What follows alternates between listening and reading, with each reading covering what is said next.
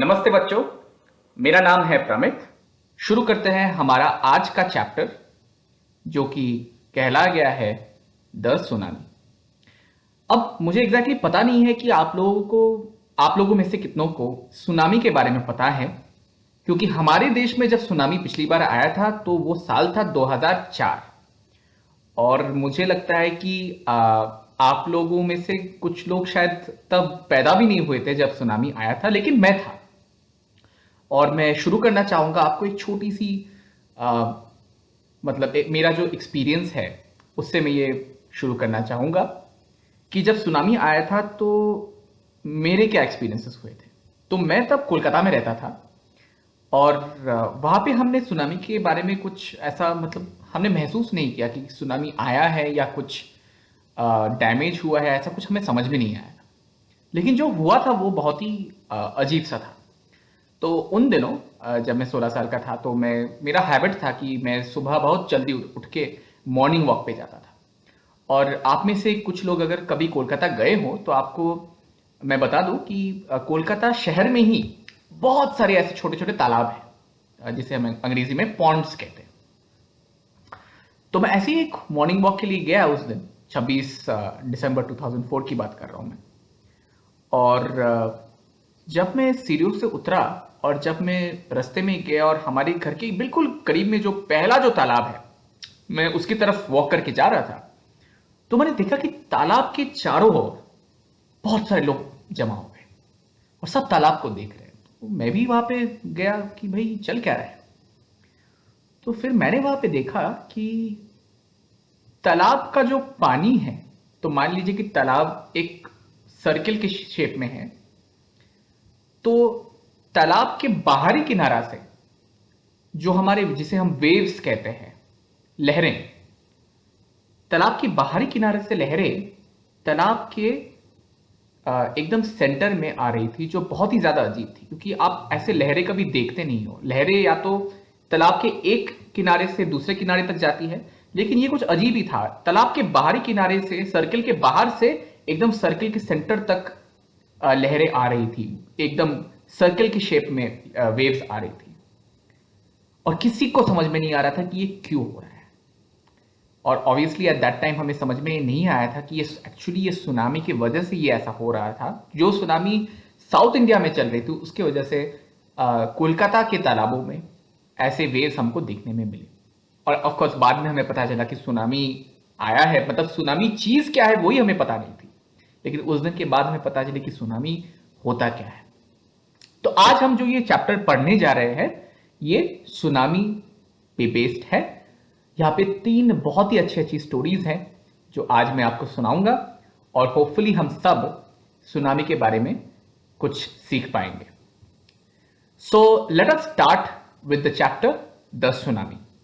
And before we start the chapter, यहाँ पे उन्होंने एक छोटा सा एक्सरसाइज दिया है हमारे लिए। उन्होंने क्या किया है, यहाँ पे सुनामी की वजह से जिस यूनियन टेरिटरी को सबसे ज्यादा नुकसान हुआ था वो यूनियन टेरिटरी का नाम था अंडमान एंड निकोबार आइलैंड्स। उन्होंने अंडमान एंड निकोबार आइलैंड्स का एक मैप हमारे किताब में इन्होंने दिया हुआ है। तो चलिए पहले उसको देखते हैं। तो यहां पे जैसे कि आप देख रहे हैं कि Andaman and Nicobar islands 2 group of islands हैं। तो पहले अंडमान ग्रुप की तरफ नजर डालते हैं। अंडमान ग्रुप में पहले आता है आपका नॉर्थ अंडमान आइलैंड, उसके बाद मिडिल अंडमान आइलैंड, उसके बाद लोअर अंडमान, फिर लिटिल अंडमान आइलैंड। और लोअर अंडमान और लिटिल अंडमान के बीच का जो एक थोड़ा सा गैप है, जो एक सी वहां पे आता है, उस सी का नाम इन्होंने रखा है Andaman sea. And looking for the Nicobar group of islands, पहले you have a small island called Car Nicobar, उसके बाद Teressa. After Teressa you have 2 islands very close to each other called Katchal island and Nancowry island. Then you have Little Nicobar and Great Nicobar. These are the Nicobar group of islands. And Andaman and Nicobar Islands is complete, जो हम एक union territory हम लोग कहते हैं इसको। इसकी राजधानी है Port Blair, capital Port Blair. Now we can go towards the actual lesson which is part of our chapter today, which is the tsunami. So sentence, ये चैप्टर शुरू होने से पहले एक छोटा सा पैराग्राफ दिया गया है सुनामी के बारे में, चलिए वो पढ़ते हैं। A tsunami is a very large and powerful wave caused by earthquakes under the sea. ध्यान में रखें, earthquakes generally happen on land, लेकिन जो समुद्र होता है या सी जो होता है उसके बिल्कुल नीचे की जो जमीन होती है उस पे जब earthquake होता है तब जाके सुनामी पैदा होती है। On 26th of December 2004, a tsunami hit Thailand and parts of India such as the Andaman and Nicobar Islands and the Tamil Nadu coast. Here are some stories of courage and survival. Did animals sense that a tsunami was coming? Some stories suggest that they did. तो यहाँ पे मैं आपको फिर से मेरी छोटी सी story के बारे में बताना चाहूँगा। जब मैं उस तालाब के पास खड़ा हो गया था बाकी लोगों के साथ, तब हमने बहुत सारे पक्षियों को एक साथ उड़ते हुए देखा था। तो जायज़ सी बात है कि एनिमल्स या बर्ड्स को सबसे पहले पता चल जाता है अगर कुछ ऐसा कुछ होने वाला है, चाहे वो सुनामी हो या अर्थक्वेक हो या कुछ ऐसा इंसिडेंट हो, सबसे पहले एनिमल्स और बर्ड्स को पता चल जाता है। चलिए, तो let us start with the three wonderful stories that are written here today as part of the chapter, as part of the tsunami. Story number 1. These stories are all from the Andaman and Nicobar archipelago. Now, पहला शब्द जो आपको सीखने को मिला यहाँ पे वो है archipelago. What does this word archipelago mean? Archipelago is a group of many islands and the surrounding sea. So because again, if you look at the map which is given right at the beginning of the chapter, you can see that Andaman and Nicobar Islands are actually a collection of many small islands all put together. And there is a bit of sea also in between these islands. And therefore, together all of this is called as archipelago. It is referred to as Andaman and Nicobar archipelago. Ignatius was the manager of a cooperative society in Kachal. His wife woke him at 6 a.m. because she felt an earthquake. Ignatius carefully took his television set off its table and put it down the ground so that it would not fall and break. Then the family rushed out of the house. When the tremors stopped, they saw the sea rising. यहाँ पे जो शब्द हम सीखने वाले हैं वो है ट्रेमर। ट्रेमर का अर्थ होता है a slight shake, earth tremors, the earth shakes during an earthquake. जब अर्थक्वेक यानी कि भूमिकंप होता है या इवन जब सुनामी जब आता है तो जमीन थोड़ी बहुत हिलती रहती है और उसी चीज को अंग्रेजी में हम कहते हैं tremors. When the tremors stopped, they saw the sea rising. In the chaos and confusion, two of his children caught hold of the hands of their mother's father and mother's brother and rushed in the opposite direction. तो यहाँ पे एक और शब्द जो हमें सीखने को मिल रहा है वो है chaos, complete disorder और confusion, जिसका अर्थ है complete disorder और confusion. In the chaos and confusion, two of his children caught hold of the hands of their mother's father and mother's brother and rushed in the opposite direction. He never saw them again. His wife was also swept away. Only the three other children who came with him were saved. Sanjeev was a policeman serving in the Kachal island of the Nicobar group of islands. He somehow managed to save himself, his wife and his baby daughter from the waves. But when he heard cries for help from the wife of John, the guest house cook, Sanjeev jumped into the water to rescue her, but they were both swept away. 13-year-old Meghna was swept away along with her parents and 77 other people. She spent 2 days floating in the sea, holding on to a wooden door. 11 times she saw relief helicopters overhead, but they did not see her. She was brought to the shore by a wave and was found walking on the seashore in a daze. Almaz Javed was 10 years old. She was a student of Carmel Convent in Port Blair, where her father had a petrol pump. Her mother, Rahila's home, was in Nancowry Island. The family had gone there to celebrate Christmas. When the tremors came early in the morning, the family was sleeping. Alma's father saw the seawater recede. He understood that the water would come rushing back with great force. He woke everyone up and tried to rush them to a safer place. As they ran, her grandfather was hit on the head by something and he fell down. Her father rushed to help him. Then came the first giant wave that swept both of them away. Alma's mother and aunts stood clinging to the leaves of a coconut tree, calling out to her. A wave uprooted the tree, and they too were washed away. Alma saw a log of wood floating. She climbed onto it. Then she fainted. When she woke up, she was in a hospital in Camorta. From there, she was brought to Port Blair. The little girl does not want to talk about the incident with anyone. She is still traumatized. So bachcho, that brings us to the end of the story number 1 in the chapter The Tsunami. जो भी मैंने अभी तक पढ़ा, वहां से 3 शब्द है जो हमें नया सीखने को मिली. चलिए उन शब्दों को एक बार फिर से देख लेते हैं. पहला शब्द, जब मैं मेघना के बारे में बात कर रहा था, 13-year-old मेघना के बारे में बात कर रहा था, तो हमने ये पढ़ा कि उसने एक काठ का दरवाजा फ्लोट करते हुए देखा और उसी को उसने पकड़े रखा जिंदा रहने के लिए. और उसने ऊपर रिलीफ हेलीकॉप्टर्स देखी थी, लेकिन उन्होंने उसको नहीं देखा. तो यहां पे जो शब्द हमें सीखने को मिला वो है relief helicopters. Helicopters bringing help to people, example during floods.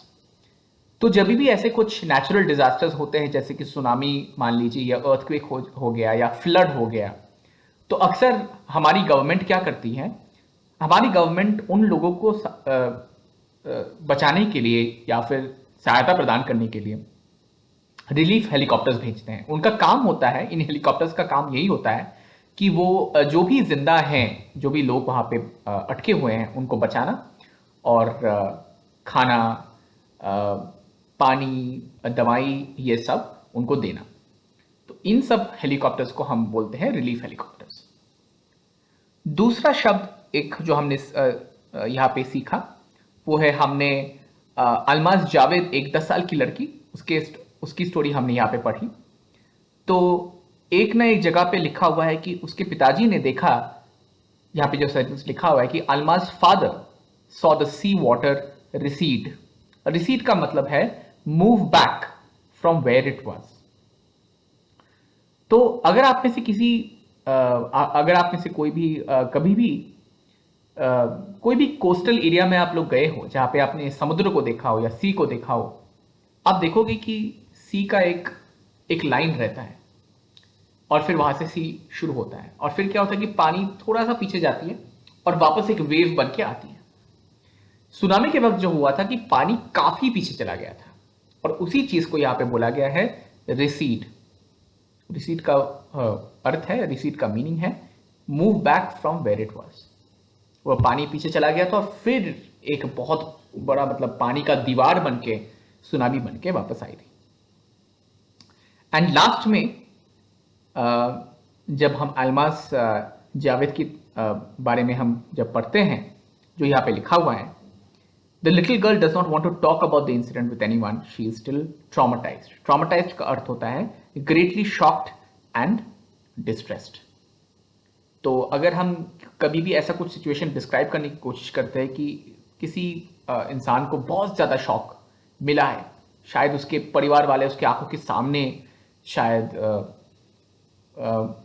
मर गए हों या कुछ उसके साथ बहुत बड़ा कोई हादसा हुआ हो, तो ऐसे इंसान को हम फिर बोलेंगे ट्रॉमेटाइज्ड, जिसका मतलब है greatly shocked and distressed. So that brings us to the end of the first part of the chapter, the tsunami. Chapter 1 का part 2 हम लोग अभी start करने जा रहे हैं. Tilly Smith is a British schoolgirl who was able to save many lives when the tsunami struck Phuket Beach in Thailand. Though she has won a number of awards, her parents have not allowed their daughter to be interviewed on television and made into a heroine. What do you think? Why do you think they took that decision? तो बहुत ही दिलचस्प कहानी मुझे लग रही है. Thailand में भी सुनामी आया था और वहां पे एक ब्रिटिश लड़की जो वहां पे रहा करती थी, उसने काफी सारे लोगों की जान बचाई थी.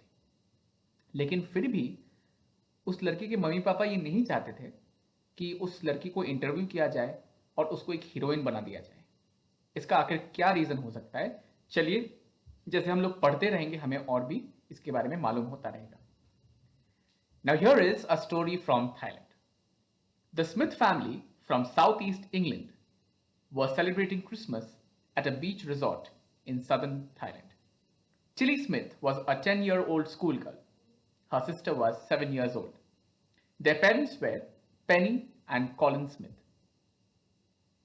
So the first word that we have to learn over here is resort. Resort किसे कहा जाता है? Resort basically is a place where people go on holiday. आप लोगों ने काफी सुना होगा रिजॉर्ट के बारे में. ये बेसिकली एक होटल की तरह होता है जहाँ पे एक स्विमिंग पूल रहता है, खाने की जगह होती है, कुछ पार्क्स रहते हैं और ऑब्वियसली रहने के लिए रूम्स भी होते हैं. एक साथ इस पूरे चीज को एक रिजॉर्ट कहा जाता है. लोग अक्सर वहां पे हॉलीडेज मनाने जाते हैं. It was 26th of December 2004. Deadly tsunami waves were already on their way. They had been triggered by a massive earthquake of northern Sumatra earlier that morning. New word here for us to learn, triggered. Triggered word का मतलब क्या होता है? Triggered means caused. Describes a sudden violent reaction. Here, an undersea earthquake caused the tsunami. तो जहां भी हमें ये बोलने की जरूरत होती है कि कुछ ऐसा सडन, कुछ ऐसा वायलेंट कुछ चीज हुई है, जब हम इस ऐसी चीजों को एक्सप्रेस करना चाहते हैं तो जिस वर्ड का हमें यूज करना चाहिए वो वर्ड है ट्रिगर्ड. कि ये चीज इस वजह से ट्रिगर हुई. ये ट्रिगर जो आप वर्ब आप यहां पे यूज करोगे, ये आप कोई पॉजिटिव चीज के लिए यूज नहीं करोगे.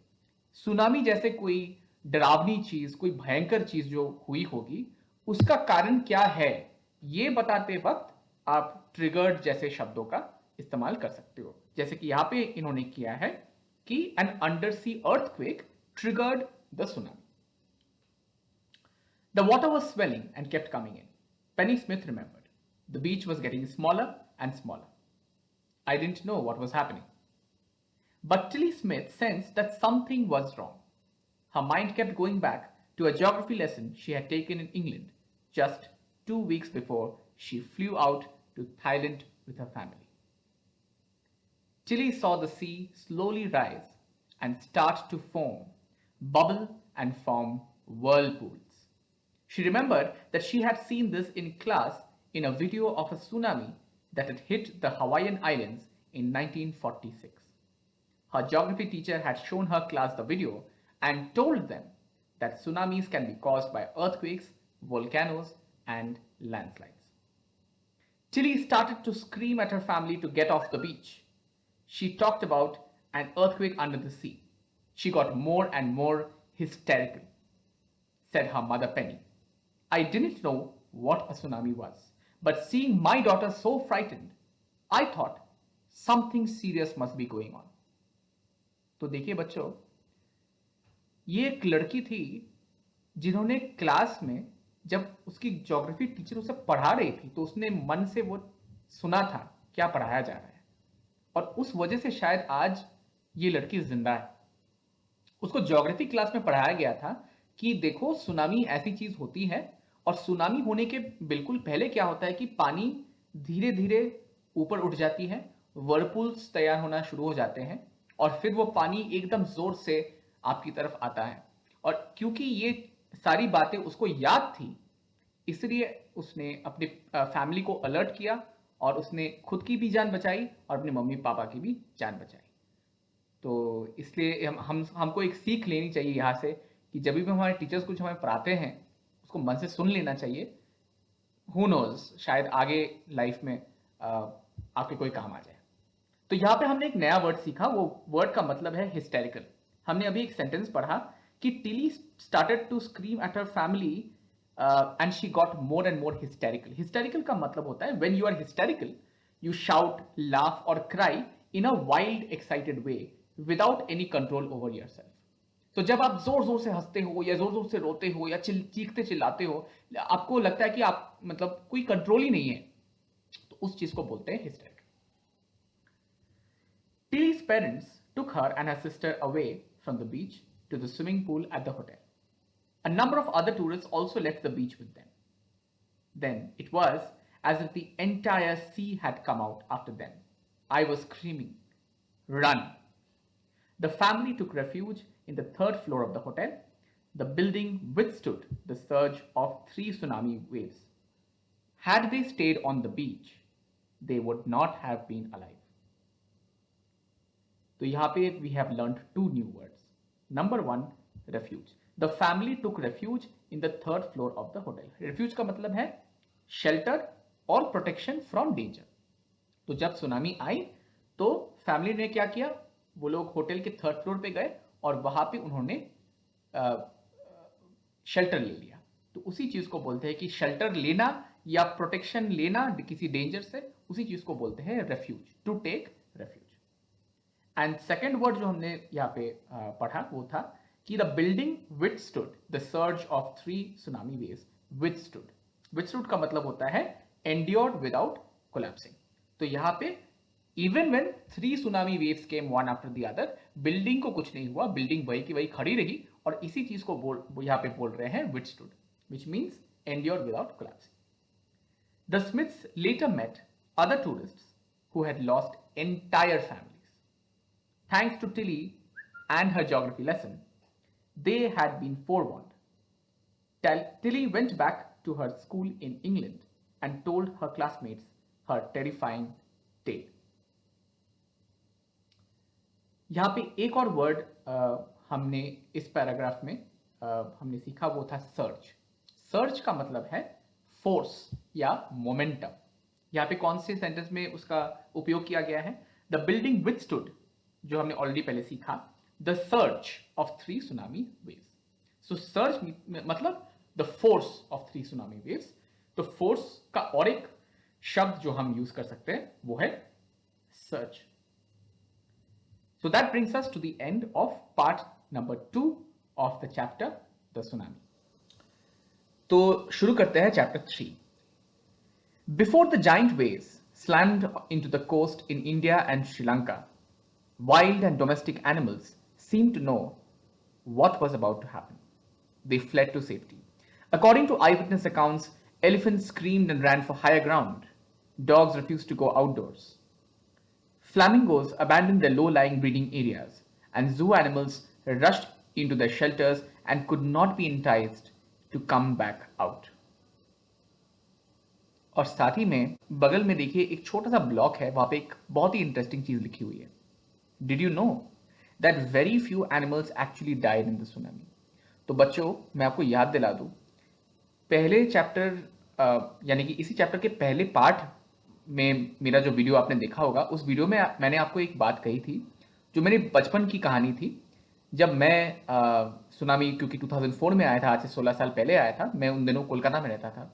अगर आपको याद होगा, मैंने आपको ये बात बताई थी कि जिस सुबह को वो सुनामी हुआ और जब मैंने ऊपर देखा तो देखा कि एक साथ बहुत सारी पक्षियां, बहुत सारे बर्ड्स एक साथ उड़ के कहीं जा रहे थे।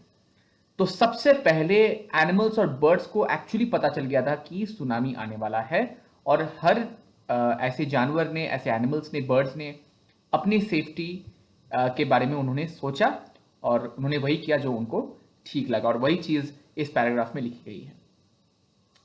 Many people believed that animals possess a sixth sense and know when the earth is going to shake. Some experts believe that animals' more acute hearing helps them to hear or feel the earth's vibration.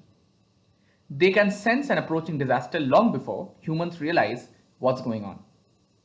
We cannot be sure whether animals have a sixth sense or not, but the fact is that the giant waves that rolled through the Indian Ocean killed more than 150,000 people in a dozen countries. But not many animals have been reported dead. तो ये बहुत ही interesting fact है।